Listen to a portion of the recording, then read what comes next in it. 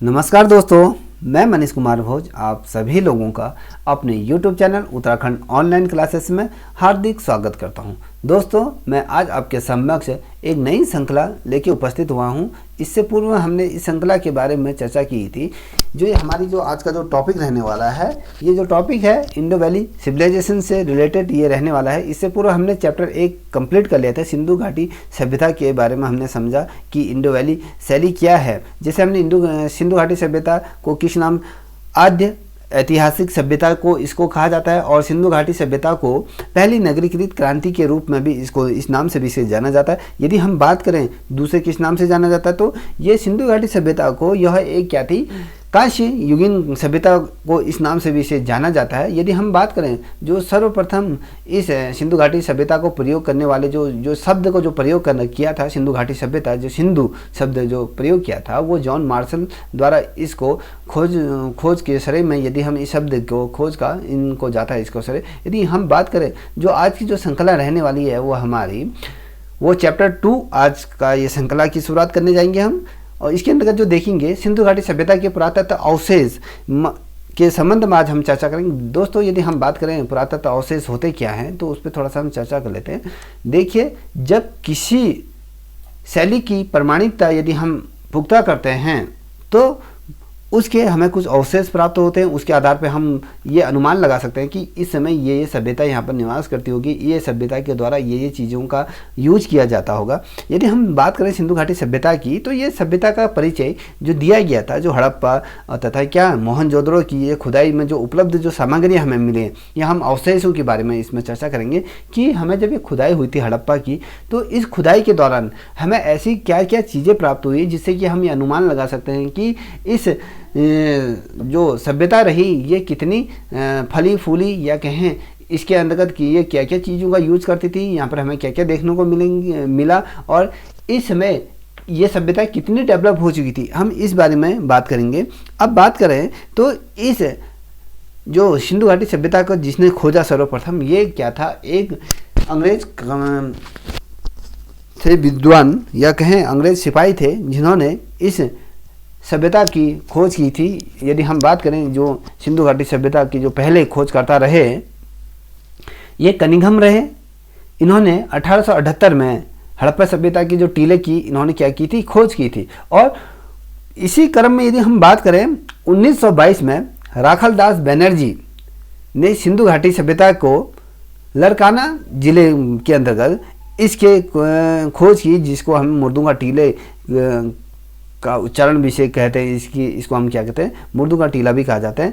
बाद में क्या हुआ था, जब जॉन सर मार्शल ने वर्षों तक यहाँ पर क्या करी थी, इसकी खुदाई की, और खुदाई में अनेक चीज़ों को उन्होंने प्रकाश में लाया। यदि हम बात करें कि इस सभ्यता के अंदर मान लीजिए कोई धातु की मूर्ति मिली है, या मिट्टी की मूर्ति मिली है, या कहीं वास्तुकला के अंतर्गत कोई चीज़ें ऐसी प्राप्त हुई हैं, या मूर्ति शिल्पकला के अंतर्गत, या पाषाण शैली के अंतर्गत जो चीज़ें मिली हैं, या मिट्टी के बर्तनों पर जो चित्रकारी की गई हैं, जो ये चीज़ें मिली हैं, तो इसके प्रमाण से हमें ये पता चला कि ये सभ्यता कितनी उन्नत थी, ये कितनी सभ्य थी। और जो सिंधु शब्द जो इसको पढ़ा, ये जो शब्द जो ये सिंधु घाटी सभ्यता जो सिविलाइजेशन की बात करें, तो ये नाम भी जॉन मार्शल द्वारा ही ये दिया गया। अब बात करते हैं अपने मेन पॉइंट की तरफ बढ़ें, तो जो हड़प्पा की यदि आज हम बात करेंगे हड़प्पा सभ्यता के बारे में, ठीक है। अब हड़प्पा सभ्यता से कब्रिस्तान 830 मिला। देखिए, जब इसकी खुदाई हुई थी, हड़प्पा सभ्यता की जब खुदाई हुई थी, उसके अंतर्गत जब हमें खुदाई के बाद एक कब्रिस्तान, बहुत बड़ा एक कब्रिस्तान मिला, जिसको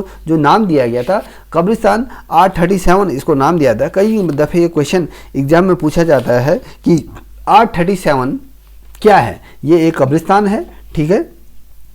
आपका भी क्वेश्चन ये भी बनता है दोस्तों, हड़प्पा के टीले की खोज किसने की। देखिए, हड़प्पा टीले की अगर हम खोज की यदि बात करें, तो इसका श्रेय कनिंघम को जाता है। 1878 में इन्होंने इसकी खोज की थी। और यदि हम बात करें, कभी क्वेश्चन ऐसे भी पूछा जा सकता है, सिंधु घाटी जो सभ्यता है वो कितनी उन्नत रही और कितनी फली फूली, और ये कांसे से बनी नृत्य की मूर्ति ये कहाँ से प्राप्त हुई। देखिए, कांसे की नृत्य की जो मूर्ति हमें जो प्राप्त हुई थी, वो भी हमें क्या हुई, हड़प्पा और मोहनजोदड़ो और सिंधु घाटी सभ्यता के अंतर्गत ये प्राप्त हुई।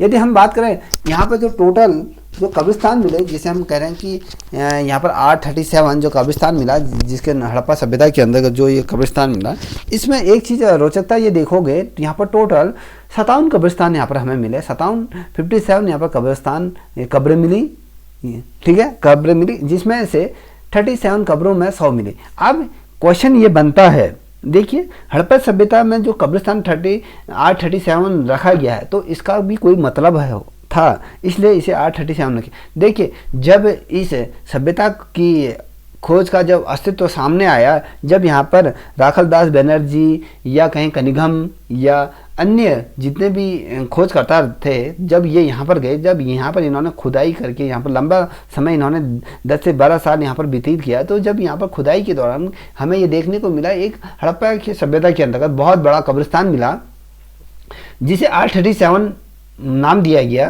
क्यों दिया गया, इस पे हम चर्चा कर रहे हैं। यहाँ पर जो टोटल जो कब्रें मिली थी, 57 कब्रें यहाँ पर मिली थी, जिसमें से 37 कब्रों में 100 मिले थे, और इसलिए इस कब्रिस्तान को R37 इसका नाम पड़ा, ठीक है। इसके नाम पड़ने का पीछे का रीजन ये था, ठीक है। जो और जितने अवशेष जो बचे रहे जो कब्र, उनमें क्या थे, पूर्ण रूप से 100 नहीं मिले, या कहें लोगों ने या उसके 100 चुरा लिए थे, या उनको निकाल के या जंगली जानवरों ने निकाल लिए थे, ऐसा कह सकते हैं। तो जो हमें जितना टोटल जो 100 प्राप्त हुए थे, जो कब्र जो प्राप्त हुए, वो 37 कब्रों में हमें ये 100 प्राप्त हुए थे, जिसको हम नाम दिया गया था R37। अब बात करते हैं हड़प्पा सभ्यता से 12 स्नानागार और धनागार मिले। कहने का मतलब है यहाँ पर जो स्नानागार, यहाँ पर वो चीज़ें उनका चित्रांकन यहाँ पर मिला, या कहें वो कब यहाँ 12 स्नानागार मिले, और धन्यागार भी यहाँ पर मिले, हमें ये देखने को मिली। और यहाँ से ताम्र निर्माण दर्पण भी मिला। कहने का मतलब यह है कि यहाँ पर जो ये सभ्यता थी, यहाँ पर उस टाइम पे शीशे का प्रयोग करना जान गई थी, जहाँ पर तांबे से निर्मित ये दर्पण यहाँ पर हड़प्पा सभ्यता के अंतर्गत मिला। और यहीं पर ही ये क्या था, ये दर्पण, यहाँ से एक सिंगारदान भी मिला। सिंगारदान मतलब कि वहाँ पर की जो स्त्रियाँ थी, जो हड़प्पा सभ्यता जो सिविलाइजेशन के समय जो यहाँ पर रह रही थी, वो जो अपना श्रृंगार भी वो करती थी, जिसमें हमें श्रृंगारदान मिला, जिससे पता चलता था कि वहाँ पर जो वहाँ की जो स्त्रियाँ थी, वो साज सज्जा में अपना विशेष ध्यान देती थी, कि वो सजना संवरना इत्यादि ये आदिकाल से ही प्रारंभ था। सिंधु घाटी सभ्यता में ये अवशेष मिले, जहाँ पर कंगा, उनके ये सिंदूर या कहें ये चीज़ें इत्यादि चीज़ें हमें वहाँ पर देखने को मिली थी। यदि हम बात करें, थोड़ा सा हम प्रकाश डालेंगे सिंधु घाटी सभ्यता के अंतर्गत, देखिए सिंधु घाटी की जो सभ्यता थी एकदम कलात्मक, और वहाँ पर जो कलात्मक रूप में मिली या सामग्री जो मिली थी, उनमें हमने अनेक वस्तुओं का मेल देखा। जैसे आप देखोगे जिसके अंतर्गत आपको शीशे मिले, कंघी मिली, श्रृंगारदान मिला, या कहें मिट्टी के बर्तन मिले, या मूर्तियाँ मिली, जो या कहें पशु पक्षियों की जो मूर्तियाँ, हाथी, घोड़ा, कुत्ता, बकरी, सुअर, भेड़, बकरी, ये चीज़ें यहाँ पर मिले। और इस सभ्यता के अंतर्गत बच्चों के खिलौने भी मिले, जो कि मिट्टी के सांचे में ढाले गए ये खिलौने जो मिले, वो कहीं पर ये जो खिलौने मिले थे वो कहीं पर टूटे, ये चीज़ें मिली थी। ये यहाँ पर भी विशेष रूप से वो बच्चों के खिलौने भी यहाँ पर बनाए जा रहे थे। और यहाँ पर हम बात करें जो यहाँ पर सिंधु घाटी सभ्यता के अंतर्गत, तो यहाँ पर हड़प्पा सभ्यता के अंतर्गत यहाँ पर कुछ मोहरें भी मिली। सिंधु घाटी सभ्यता के अंतर्गत अगर हम बात करें, यहाँ पर इस घाटी के अंतर्गत 1200 से अधिक पत्थर की बनी ये जो मोहरें यहाँ पर प्राप्त हुई। और यदि हम बात करें, जो ये मोहरें थी, ये 1 इंच मोटी क्या थी, ये मोहरों का माप था, और ये पत्थर को काट कर ये मोहरों का निर्माण किया गया था, और इन पे छोटी छोटी मूर्तियाँ भी बनाई गई थी, जो बहुत ही क्या थी, लायात्मक और सजीव रूप में ये बनाई गई थी। और यदि हम बात करें पीछे की ओर, इसमें क्या होता था, अंगूठी नुमा एक उठाने के लिए अंगूठी नुमा इसको बनाया जाता था, जिससे कि ये मोहरों को में ठप्पा लगाए जाते थे, इसमें धागा भी बांध कर इसको प्रयोग में लाते थे। यदि बात करें जो सिंधु घाटी सभ्यता में जो ताम्र मुद्राएं मिली, और इसके अंतर्गत जो अगर बात करें तो इन ताम्र मुद्राओं की कभी क्वेश्चन आ जाता है कि जो सिंधु घाटी सभ्यता के अंतर्गत जो मोहरों के जो मिले, या जो मुद्राएं मिली, जो ताम्र से संबंधित जो गढ़ी थी मुद्राएं, तो इनका माप क्या था? यदि हम दोस्तों यदि बात करें तो इन मुद्राओं का जो माप था 1.2 इंटू 5, ये क्या था? इनकी ये मूर्तियों का आकार यहाँ पर मिला था। ये चीज़ें हमें सिंधु घाटी सभ्यता के अंतर्गत चीज़ें देखने को। अब यदि हम बात करें तो इस श्रृंखला के लिए बहुत ज़्यादा महत्वपूर्ण है, जो पीसीएस की परीक्षाएं दे रहे हैं या यूपीएससी की या उत्तराखंड में जो समीक्षा अधिकारी जितने भी परीक्षाएं दे रहे हैं, तो उनके लिए उनके दृष्टिकोण से बहुत ज़्यादा महत्वपूर्ण। अब हम बात करते हैं थोड़ा सा, हमने यहाँ पर कहा कि सिंधु घाटी सभ्यता के अंदर कांसे की नीति की मूर्ति भी प्राप्त हुई है। अब कांसे की नीति की जो मूर्ति प्राप्त हुई थी उसका रचना काल क्या था? उसका जो रचना काल था 2500 ईसा पूर्व वो मिली थी। कभी क्वेश्चन आ जाता है जो कांसे की जो नीति की जो मूर्ति प्राप्त हुई थी उसकी ऊंचाई की नीति। अगर हम उसकी ऊंचाई की बात करें तो उसकी ऊंचाई 10.5 सेंटीमीटर गुणा 3 सेंटीमीटर और उसकी मोटाई थी 2.5 सेंटीमीटर उसकी मोटाई थी। और जो ये मिली थी ये सिंधु घाटी सभ्यता में मिली थी। अगर आज वर्तमान समय में यदि बात करें जो नीति की मूर्ति जो प्राप्त हुई थी, ये कहाँ से संग्रहालय में इसको सुरक्षित रखा गया है? तो ये राष्ट्रीय संग्रहालय नई दिल्ली में इसको सुरक्षित तौर पर रखेगी। वहां पर ही अगर हम बात करें सिंधु घाटी सभ्यता की बात करें या हड़प्पा सभ्यता की बात करें, तो वहां पर अर्धपूर्ण नर की भी क्या मिली? मूर्ति मिली, जो ठीक है। अब ये जो मूर्ति मिली इसमें क्या था? ये जो मूर्ति का जो निर्माण हुआ था, ये जो लाल चूना पत्थर में ये अर्ध नर की जो मूर्ति मिली थी, धड़ का जो मूर्ति मिला था, इसमें क्या था? ये लाल चूने पत्थर की मिली थी। अगर हम इसकी रचना काल की बात करेंगे तो 2500 ईसा पूर्व इसका क्या था? रचना काल इसमें थी। अगर हम इसकी संग्रहालय में अगर बात करें कि संग्रहालय में रखा गया है, तो ये आपका राष्ट्रीय संग्रहालय नई दिल्ली में इसको भी रखा गया। अब थोड़ा सा हम आपको थोड़ा सा इस ओर ले जाना चाहेंगे, क्योंकि परीक्षा के दृष्टिकोण से बहुत ज़्यादा महत्वपूर्ण होता है, क्योंकि ऐसे ही प्रश्न आपके सम्मुख से पुटअप होते हैं। अब यदि हम बात करें इसके अंतर्गत सिंधु घाटी सभ्यता के अंतर्गत एक जो मूर्ति मिली, जो मृतिका देवी, जिसे हम मदर ऑफ गोल्ड के नाम से भी इसे जानते हैं, गॉड के नाम से भी जानते हैं। ये जो मदर ऑफ गॉड जो मिली थी, तो इसमें क्या थी? इसमें ये सिंधु घाटी में ये मूर्ति जो बनाई गई थी वो मिट्टी से बनाई गई, जिसे आग में बहुत ज़्यादा तपाया गया था। और ये भी इसका भी रचना काल जो रहा वो 2500 ईसा पूर्व मिला। और ये सिंधु घाटी और मोहनजोदड़ो नगर की एक सभ्यता को प्रदर्शित करती थी। अब बात करते हैं मोहनजोदड़ो की इस श्रृंखला का सेकंड पॉइंट की बात करें। देखिए इसमें गौर कीजिए, जो मोहनजोदड़ो था उसको मृदुओं का टीला भी कहा जाता था, क्योंकि यहाँ पर 94 कंकाल यहाँ पर मिले। ठीक है, अब बात कर रहे हैं 94 कंकालों की बात कर रहे हैं। ठीक है, अब यहाँ पर क्यों मिले? देखिए जब इसकी खुदाई हुई थी यहाँ पर 42 से 92 के बीच यहाँ पर कंकाल मिले। और जब इसकी खुदाई हुई तो जब कंकाल बहुत ढेर सारे मात्रा में निकलना शुरू हुए, तो जो यहाँ पर जो खोजकर्ता थे इन्होंने इस मोहनजोदड़ो की जो सभ्यता थी उसको मुर्दों के टीले के नाम से भी जाना जाने लगा। और सिंधु घाटी सभ्यता का यह सबसे बड़ा स्थल माना गया है। दोस्तों जो ये नोट्स मैं आपके सम्मुख से ला रहा हूँ, ये मेरे द्वारा स्वयं निर्मित किए हैं, इसलिए मैं आपके सम्मुख से इन्हें साझा करना चाह रहा हूँ। इसलिए आप इसे गौर से देखें और इसे मेरे साथ बनाते हुए चलिएगा। यदि आप लोगों को ये वीडियो पसंद आ रही तो प्लीज़ इसे लाइक शेयर कमेंट अवश्य करें। देखो सिंधु घाटी सभ्यता का सबसे बड़ा ये स्थल था मोहनजोदड़ो। और यहाँ पर मैंने कहा ना कि एक नृत्य करती हुई लड़की की प्रतिमा मिली जो कांसे से निर्मित थी। ये 2500 ईसा पूर्व था। और यहाँ पर एक विशाल स्नानागार भी इस सभ्यता के अंतर्गत हमें देखने को मिला, जो यह सभ्यता का सबसे बड़ा भवन के रूप में ये जाना जाता है, क्योंकि ये सबसे बड़ा विशाल भवन था, जिसकी अगर हम लंबाई की बात करें। देखिए दोस्तों, कभी एक क्वेश्चन पूछा जाता है कि जो विशाल स्नानागार की लंबाई कितनी थी? इसकी जो लंबाई थी 11.88 मीटर की ये था। इसकी चौड़ाई की बात करें 7.01 सेंटीमीटर की इसकी चौड़ाई थी। और ऊंचाई की यदि बात करें 2.43 सेंटीमीटर की थी। ये देखिए, ठीक है, ये बहुत बड़ा क्या था? स्नानागार था। ठीक है, अब ये विशाल स्नानागार के रूप में ये जनरल एक तो स्नानागार और अनारागार, जहाँ पर हम भंडार जो गेहूँ इत्यादि जो चीज़ें हो तो उनका हम भंडारण यहाँ पर करना, अनारागार यहाँ पर मिला था। अब बात करते हैं जो इसके जो कुछ जो क्षेत्र थे, जो क्षेत्रों को जो यहाँ पर चिन्हित किया गया था। ये कालीबंगा ये स्थान पर भी खुदाई हुई थी, जहाँ पर बहुत सी चीज़ें देखने को मिली। अब बात करते हैं जो कालीबंगा था। ठीक है। कालीबंगा के अंतर्गत हमें देखने को मिली यहाँ पर काले रंग की यहाँ पर चूड़ियाँ इत्यादि चीज़ें प्राप्त हुई, तो इसे हम काले रंग की चूड़ियाँ भी इसे कालीबंगा को हम कहते हैं। देखिए कालीबंगा जो नाम हुआ है, काले रंग की जो चूड़ियाँ यहाँ पर प्राप्त हुई, इसको कालीबंगा नाम इसलिए दिया गया। देखिए यहाँ पर जो 7 श्रृंखलाओं की अग्नि वेदिका भी मिली।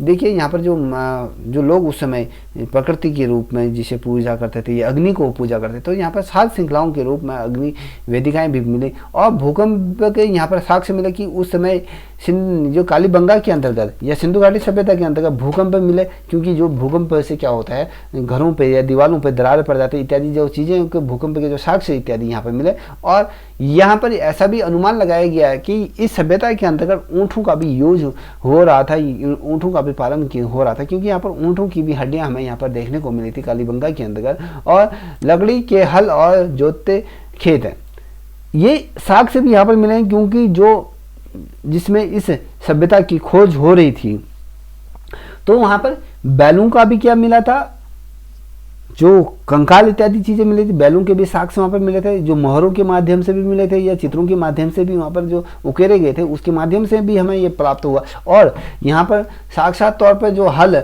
यहाँ पर लकड़ी के जो हल का यूज किया गया था उसको भी यहाँ पर खोजा गया। इससे हमें ये मालूम हुआ कि ये सभ्यता के अंतर्गत ये सभ्यता कृषि के क्षेत्र में भी उन्नति की तरफ बढ़ रही थी। यहाँ में फल फूल रही थी इत्यादि चीज़ों को, जैसे यहाँ पर जौ की बात करें, गेहूं की बात करें, चावल की बात करें, तिल की बात करें, ये कपास की बात करें, ये चीज़ों की खेती यहाँ पर पर्याप्त मात्रा में की जा रही थी। देखिए अब ये कम सुरक्षित वाले शहरों से ये निकला शहर था ये। देखिए कम सुरक्षित मतलब ये जो कालीबंगा था, ये जैसे मोहनजोदड़ो या सिंधु घाटी सभ्यता के जो बड़े बड़े शहर थे, उन शहरों की अपेक्षा जो कालीबंगा थे यहाँ पर एक कम सुरक्षा वाला था। और यहाँ पे निचला शहर इसे भी कहा जाता है, इसको कम सुरक्षा वाला निचला शहर भी कहा जाता है। अब बात करते हैं लोथक में खुदाई हुई थी, जो गुजरात में भारत के अंतर्गत ये मिल है, ठीक है। अब यहाँ पर बंदरगाह के साक्ष्य मिले, क्योंकि जो लोथक गुजरात है वो समुद्र से मिला हुआ ये तट है, तो यहाँ पर ऐसी चीज़ें भी मिले कि यहाँ पर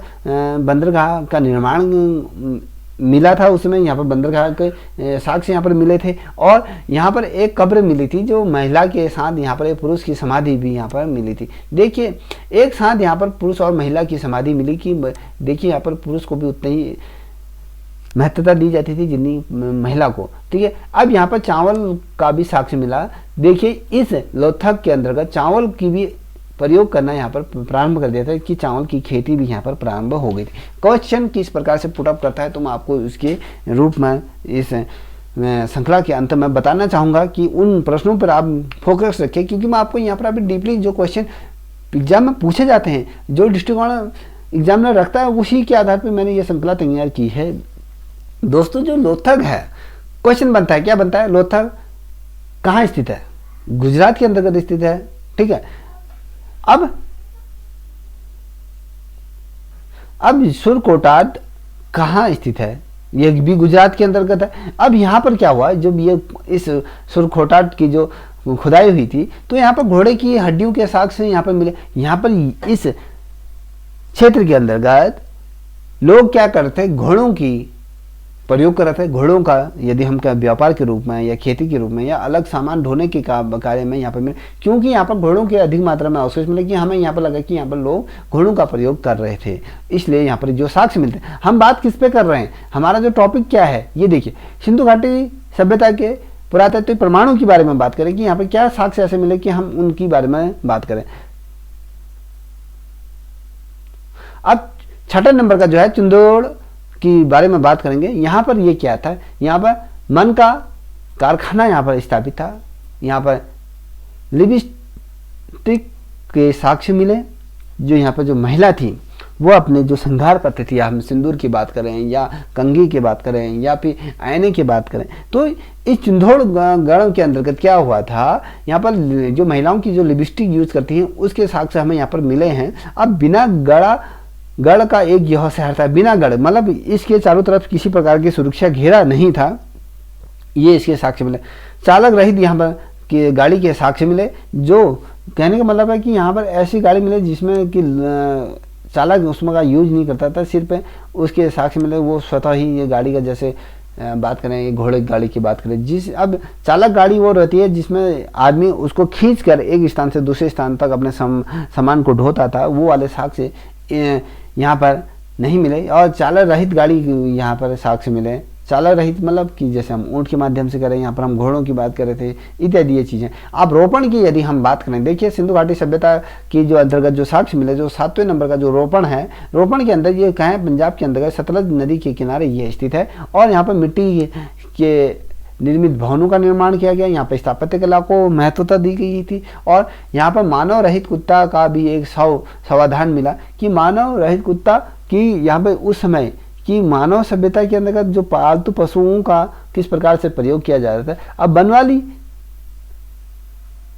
बनावली के अंतर्गत क्या था, जो 8वें नंबर का है, हरियाणा के हिसार जिले में ये पड़ता है। और यहाँ पर खिलौने और हल इत्यादि यहाँ पर प्राप्त हुए। और जौ अनाज की सबसे बड़ी यहाँ पर खेती की।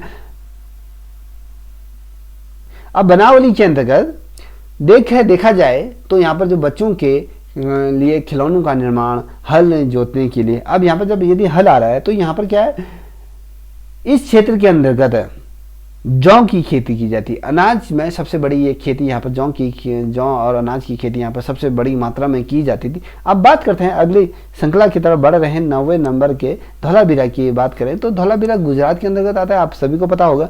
अब देखिए यहाँ पर एकमात्र स्थल जिसे 3 भागों में विभाजित किया गया था। देखिए धौलावीरा एक ऐसा मात्र स्थल था जिसे हम 3 भागों में विभाजित किया, जिसे विशाल जलाशय यहाँ पर मिले, बड़े बड़े कुएं यहाँ पर मिले, या कहें यहाँ पर जो सरोवरों का मिला। अद्वितीय जल दोहन प्रणाली यहाँ पर मिली कि यहाँ पर उस समय के लोगों ने जल को एक स्थान से दूसरे स्थान तक किस प्रकार से जल का ट्रांसफ़र किया जाता है, एक स्थान से दूसरे स्थान का जल का जो प्रभाव था किस प्रकार से लिफ्ट किया जाता है, वो था। अब यहाँ पर एक स्टेडियम भी मिला कि उस समय ये था कि खेल को भी महत्वता दी गई थी कि खेल के प्रति लोगों का रुझान किस तरह, जो उनको समय मिलता था उसके समय के दौरान वो खेलों का भी आनंद लिया करते थे। यहाँ पर जो एक मिनी स्टेडियम में कहीं एक खेल मैदान यहाँ पर मिला, जिसे हम स्टेडियम के रूप में जानते हैं। अब यहाँ पर नाम पट्टिका का भी क्या है, उल्लेख क्या है।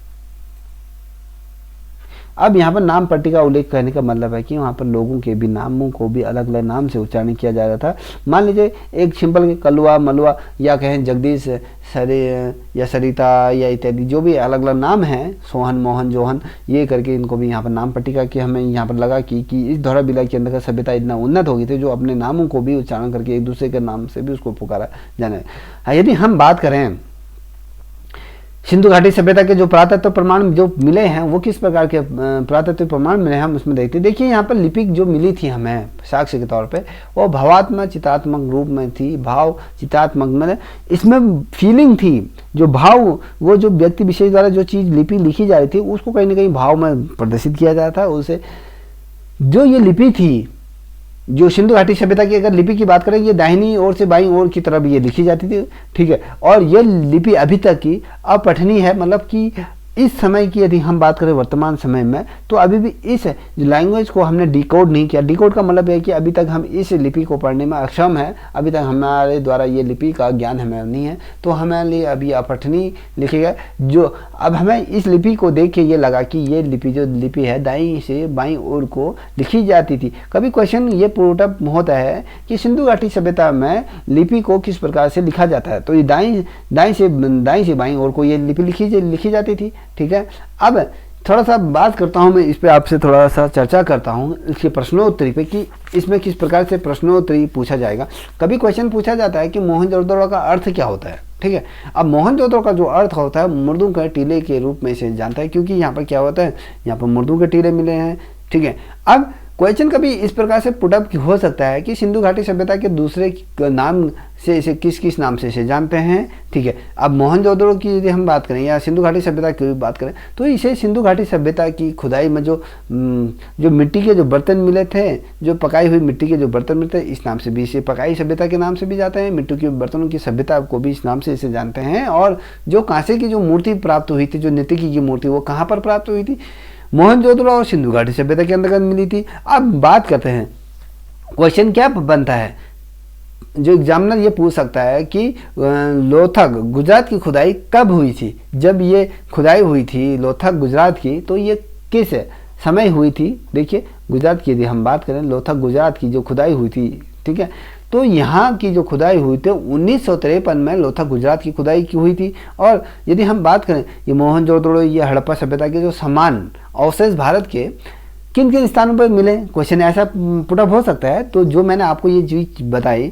देखिए पंजाब के रोपड़ में मिली, उत्तर प्रदेश के आलीमार गिरी के अंतर्गत ये मिली, राजस्थान में के अंतर्गत कालीबंगा के अंतर्गत मिली, और जो ये लोथल गुजरात के अंतर्गत ये इसके साक्ष्य मिले जो मोहनजोदड़ो हड़प्पा सभ्यता के एकदम पैरेलल या समान रखती थी। अब बात करें, कभी क्वेश्चन बनता है कि देखिए दोस्तों, अब मैं लोथल गुजरात के बारे में ही आपसे चर्चा कर रहा हूँ। कभी क्वेश्चन पूछा जाता है कि शतरंज की बोर्ड जैसे जो डिजाइन के रूप में कहाँ ये डिजाइन प्राप्त हुआ, शतरंज के बोर्ड जैसा डिजाइन कहाँ प्राप्त हुआ था। अगर हम बात करें इस डिजाइन की, तो ये लोथल गुजरात के अंतर्गत इसकी जो साक्ष्य हमें जो मिले थे, लोथल गुजरात के अंतर्गत शतरंज के बोर्ड की जैसे डिजाइन हमें प्राप्त हुई थी। अब बात करते हैं, देखिए क्वेश्चन एग्जामिनर कैसे पुटअप करता है, मेरे साथ इनको नोट्स बनाते चलिएगा, ये बहुत ज़्यादा महत्वपूर्ण है। ऐसे नोट्स आपको कहीं नहीं मिलेंगे जो मैं आपको बता रहा हूँ, इतने डिटेल में, इतने विस्तार अच्छी तरह से मैं बता रहा हूँ, इसमें देखते चलिए।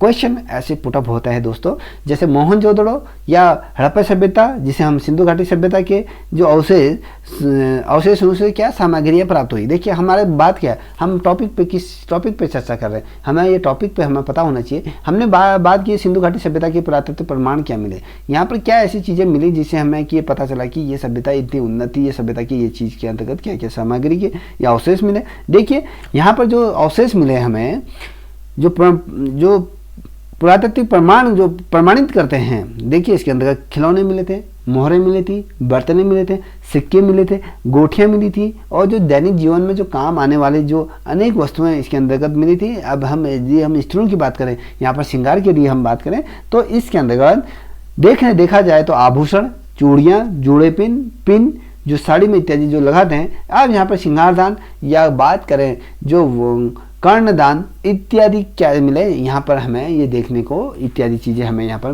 देखने को प्राप्त हुई। अब बात करें, यदि हम थोड़ा सा इस पर विस्तार पूर्वक चर्चा करें, समझें कि ये कहा जाता है कि क्वेश्चन कभी ऐसे पुटअप हो जाता है कि सिंधु घाटी सभ्यता विश्व की किस स्थान में ये सभ्यता किस सभ्यता के समान मानी जाए। देखिए जब सिंधु घाटी सभ्यता की जो खुदाई हुई तो विश्व में ऐसी खुदाई और जगह भी हुई थी, तो ऐसी सभ्यता सिंधु घाटी सभ्यता को विश्व की ऐसी कौन सी सभ्यता के अंदर इसे पैरेलल इसके समकक्ष रखा गया। यदि हम बात करें जो मेसोपोटामिया की जो खुदाई हुई थी या सुमेरियन की जो खुदाई हुई थी, इस सभ्यता के समान सिंधु घाटी सभ्यता को रखा गया। सुमेरियन की जो सभ्यता थी एक तरफ, मेसोपोटामिया सुमेरियन की जो सभ्यता, इसके समकक्ष इसको रखा गया, इसके माना गया। अब मैंने आपसे पूछा कि भैया सिंधु घाटी सभ्यता की जो लिपि है किस ओर लिखी जाती है, तो आपको यह सम्मुख से दिख रहा है, यह सभ्यता दाईं से बाईं ओर को ये लिखी जाती है। ठीक है, देखिए सम टाइम कभी क्वेश्चन एग्जामिनर ऐसा पूछ लेता है कि सिंधु घाटी सभ्यता से जो प्राप्त जो मोहरें हैं तो उनका आकार क्या है और वो कैसी बनी है। यदि हम बात करें इस मोहरों की, तो ये जो मोहरें हैं ये वर्गाकार रूप में ये बनी है और सफ़ेद और नीले पत्थर में ये बनी पड़ी हैं। और कभी कभी यहाँ पर देखो जो हाथी के जो दांत हैं उनके भी क्या हैं, इनसे भी मिट्टी के भी इत्यादि चीज़ें यहाँ पर मोहरें प्राप्त हुई। कभी क्वेश्चन सम टाइम ऐसा पूछा जा सकता है एग्जामिनर द्वारा कि ऐसे जो पीसीएस है या लोअर पीसीएस है या समीक्षा अधिकारी है या समूह गौ है या कहें जो पीजीटी या टीजीटी के अंतर्गत क्वेश्चन पूछा जा सकता है, तो सिंधु घाटी सभ्यताओं की मोहरों का माप क्या है। दोस्तों यदि हम सिंधु घाटी सभ्यता की मोहरों की यदि माप की बात करें, 2 सही 1/2 इसका क्या है, इंच वर्गाकार इसके माप हमें मिली। और मोहरों की आकृतियाँ, कभी आ जाता है कि मोहरों की आकृतियाँ किस प्रकार की निर्मित की गई है, तो दोस्तों आप लोगों को ये समझना होगा कि जो मोहनजोदड़ो की जो आकृतियाँ हैं वो खोद कर बनाई गई हैं। कहने का मतलब है जितने भी उस टाइम पे, तो आज की जनरेशन के तौर पे हम जो प्लास्टिक की मोहरें बना रहे हैं या रबड़ की मोहरें बना, ऐसा तो था नहीं, मशीनों के माध्यम से बनते थे सारी चीज़ें। आज के वर्तमान समय, उस समय जो मोहरें बनाई जाती थी, बहुत इंटरेस्टिंग चीज़ है। देखिए उस टाइम पे वो ये वर्गाकार बनाई जाती थी, जो पत्थर को नुकीली छेनी की मदद से और हथौड़ी की मदद से इनको खोद कर उकेरा जाता था।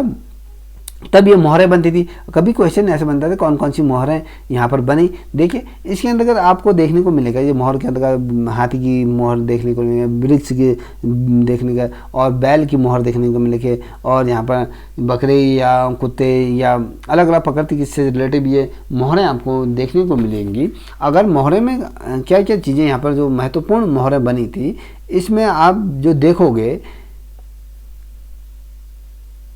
गैंडा की, हाथी की, सुअर की, बंदर की, भेड़ की, ये अलग अलग चीज़ें इसके अंतर्गत देखने को मिली। अब कभी क्वेश्चन ऐसा बनता है दोस्तों, समटाइम ऐसा बनता है कि जैसे कि हड़प्पा और जो लोथक से जो बर्तन मिले थे, जो उनके जो टुकड़े मिले थे, उसमें जो मोर, सूर्य को आकर्षण बनाने के लिए भी इत्यादि चीज़ें इसके अंतर्गत मिली गई थी। मोर और सूर्य का पक्षी माना गया था, और इसमें जो मिट्टी के जो बर्तन थे उनमें जल और मछली मारते थे या मछुआरे उनका यूज करते थे। यहाँ पर अन्य जीवों की यदि हम बात करें, जो जीव मिले थे, बकरा मिला था, बकरी मिली थी, घोड़ा मिला था, गिलहरी मिली थी, मछली मिली थी, चिड़िया इत्यादि बहुत से ऐसे चित्र इसके अंतर्गत मिले थे। हम यदि इसकी प्रमाणिकता की बात करें, यदि हम इसके क्वेश्चन की बात करें, तो देखिए ये बहुत पुरानी सभ्यता थी, एक विशाल सभ्यता थी जहाँ पर नगरीकरण हुआ था, जो उसकी जो साक्ष्य हमें जो देखने को मिली थी। अब यदि हम बात करें सिंधु घाटी सभ्यता की, अगर मोहनजोदड़ो की और हड़प्पा सभ्यता के अंतर्गत क्या वास्तुकला के अंतर्गत कुछ ऐसी चीज़ें हुई थी, तो यहाँ पर देखिए, यहाँ पर जो भवनों के अवशेष जो मिले थे, जो स्नानागार मिले थे, जो यहाँ पर सड़कें मिली थी, जो यहाँ पर नालियाँ मिली थी, जो यहाँ पर कुएँ मिले थे, जो यहाँ पर रास्ते और पगडंडी और जो घरों का जो पानी निकलता था, उसके लिए जो नालियों का जो समावेशी रूप का जो डिजाइन बनाया गया था, वो इंजीनियरिंग के क्षेत्र में बहुत ज़्यादा महत्वपूर्ण या अद्वितीय, इसकी कल्पना नहीं की जा सकती थी कि ऐसी डिजाइन भी इस समय मोहनजोदड़ो के अंतर्गत ये बन पाई थी। यदि हम बात करें इसी अंदर जो इसके जो सभ्यता की, अगर कभी क्वेश्चन पूछा जाता है कि इसके जो सिंधु घाटी सभ्यता के केंद्रों में जो प्राप्त जो मूर्तियाँ थे उनके क्या नाम थे, कभी क्वेश्चन आ जाता है कि जो सिंधु घाटी सभ्यता के अवशेषों से जो पुरातत्व रूप में जो प्रमाणित हुए थे, उन मूर्तियों के नाम क्या क्या हैं। देखिए इसके अंदर का वृक्ष मुद्रा में बैठे हुए ये मूर्ति प्राप्त हुई थी, और एक सिंह मुद्रा वाली मूर्ति भी यहाँ पर मिली थी, और पशुपति जो मुद्रा भी यहाँ पर में 2 बाघों के बीच मनुष्य की आकृति भी यहाँ पर दर्शाई गई थी। ये चीज़ें यहाँ पर मिली थी, ठीक है। अब बात करते हैं तो यहाँ पर जो पुरुष था उसके अर्ध धड़ की यहाँ पर मूर्ति प्राप्त हुई थी, और यहाँ पर नृत्य करती हुई मूर्तियाँ मिली थी, ये जो मृतका देवी की प्रतिमा यहाँ पर मिली थी, और पुरुष के शीशे, कंघा और इत्यादि फूलदान और श्रृंगारदान और शीशा इत्यादि ये चीज़ें यहाँ पर मिली थी। अभी कभी क्वेश्चन पूरा होता है कि कभी ये आता है कि भारतवर्ष में प्राचीन मूर्तियाँ कहाँ प्राप्त हुई। प्राचीन मूर्तियों के बारे में बात करें तो अगर हम प्राचीन की इंडो वैली सिविलाइजेशन की बात करें तो ऑब्वियसली है कि सिंधु घाटी सभ्यता और हड़प्पा सभ्यता मोहनजोदड़ो या के अंतर्गत ही कहीं ना कहीं ये चीज़ें मिली होंगी। तो जो ये मोहनजोदड़ो के अवशेष से जो प्राप्त हुए, हड़प्पा सभ्यता के जो अवशेष जो प्राप्त हुए, तो यहाँ पर हमें देखने को मिली ये मूर्तियों का समावेशी ताता यहाँ पर देखने को मिला। अब इससे पूर्व मैंने आपको बता दिया था कि सिंधु घाटी सभ्यता की जो खोजकर्ता कौन थे, कनिंघम ने इनकी खोज कब की थी, 1878 में की खोज की थी। अब दोस्तों बहुत ज़्यादा महत्वपूर्ण चीज़ को मैं बताने जा रहा हूँ। कभी क्वेश्चन पूछा जाता है तो ऋग्वेद में हड़प्पा सभ्यता को किस नाम से जाना जाता है, तो देखिए तो इसे जो ऋग्वेद में देखिए जो हमारा सबसे प्राचीन वेद है ऋग्वेद, तो इसके अंतर्गत सिंधु घाटी सभ्यता को किस दूसरे नाम से जाना गया, हरिपुरिया नाम से इसको जाना गया था। और यहाँ पर देखिए जो चीज़ें हैं वो कहीं ना कहीं एक दूसरे से मेल खाती हैं। जो यहाँ पर जो कलाकृतियाँ जो मिली थी लोथक से, जो प्राप्त कलाकृतियाँ, कभी क्वेश्चन आ जाता है लोथक से कौन कौन सी कलाकृतियाँ यहाँ प्राप्त हुई थी। इसमें मिट्टी के बर्तन मिले थे, पशुओं की मूर्तियाँ मिली थी, जो पुरुष धड़ मिले थे, जो नारी का श्रृंगार से संबंधित चीज़ें, पत्थर के जो चूना पत्थर थे या इत्यादि, या रंगीन इत्यादि बहुत सी चीज़ें ऐसी मिली थी, घड़े, मटके, ये खाने बनाने वाले गिलास, बर्तन इत्यादि चीज़ें मिली थी।